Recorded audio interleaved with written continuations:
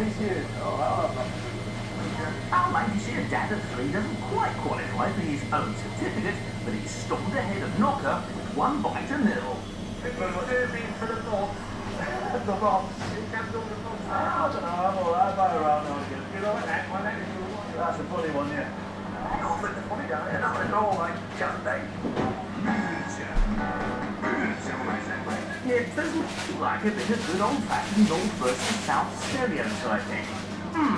Now, Paul said his was just the first phase for our 2 antiques gladiators. Now, it's all about selling their wares for maximum profit.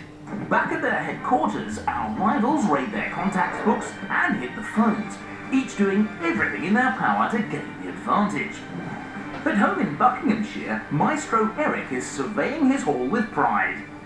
Well, here are my prize buys from the car boot. Bursting with enthusiasm. So we've got an original drum kit, 1970s, 1980s, signed by a prominent drummer. That's got to be a good selling item, isn't it? So this is a lovely set of French chairs, there's 4 of them. A pair of paintings that came in with them.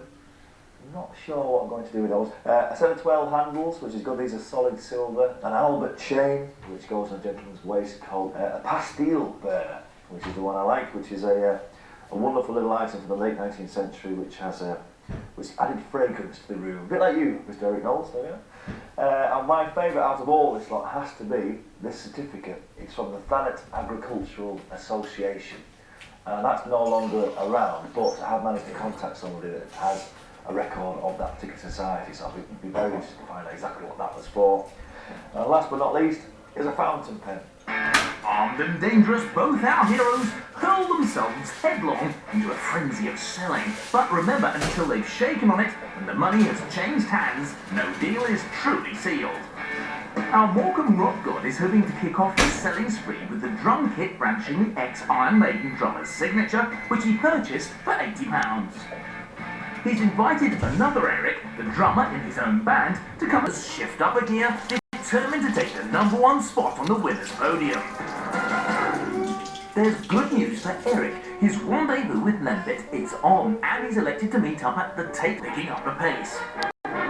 Next, our ceramics-obsessed John Champion heads to rural Kent, hoping to get a sale for his 3 sets of plates, which together cost him £39. He's looking to get a good price from his old friend B&B profit on a plate for the porcelain prince. In London, Mr. Morecambe is on a high-security mission. Right, so here we are. Do you know what? I've really drawn a blank trying to sell these handles, these silver handles that I bought at the car boot sale. They cost me £40, so I need to get some money back for them.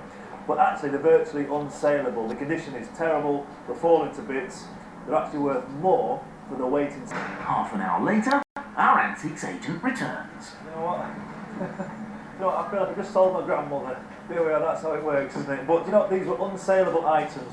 Fascinating gentleman, very pleasant how he did it, but he literally did have to take everything apart. There we are, that's all the handles gone. And he said he has to be really careful because there are lots of people coming in at the moment, faking hallmarks, casting things, because the weight is so expensive. We'll find out later how much money Paul's made from all his silver. Because opponent Nob's left to shift, our veteran has his work cut out. The man from Morecambe is still 4 sales from home, but after some dedicated research, he's arranged to meet Susanna, the curator of a museum in Kent. Well, I do like to be beside the seaside. I'm in Margate on the southeast coast, and I've come to try and sell this fantastic document. And I come to meet this historian who works at the local museum here, and she hasn't seen one as old as this. I sent her an image of it, and she's quite interested in having a look. Now, bearing in mind, this now stands me at £4.19, because I've spent £1.19 on a frame.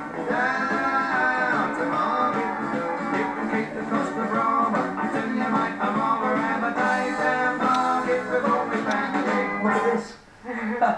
This is real seaside memorabilia. There's that Punch and Judy and the bathing bells. It's wonderful. So there's quite a lot of history obviously here at Margate. Does it go back a long way then? 1736. Gosh. This is a document which dates from the 19th century. It's presented for the Isle of Thanet Agricultural Association. Have you ever come across that before? Yes, I have heard of that. I think it was established in 1836. That's what it says here, yeah? Yes, by the Duchess of Kent and also John Powell Powell. Right, okay, well there is a signature at the bottom actually. Is that in John Powell Powell? Yes, it must be, yes. So who was he then? Was he the local? He was the second largest landowner in Thanet, and he had many labourers and servants working for him, so he wanted to find a way of rewarding them for their hard work and so on. As you can see, there should be a note on John Gregg here. He was awarded £5 to bring up 6 children without receiving parish relief, which was quite a feat, I can imagine, back then. They are quite rare, especially to last in that condition, I think. But obviously I'm here to try and sell it, and I think you're the only person in the world that managed to find out that actually knew anything about this. If I was to ask you £15 for this, would that be out of your budget, or would it be... I framed it beautifully. I think we can go for £50. Can you stretch that? It's a modest profit of nearly £11, but this project has been more of a labour of love for our Lancashire lad. We're in a seaside memorabilia museum. Would you like to go and play? I would love to go and play. Thank you very much.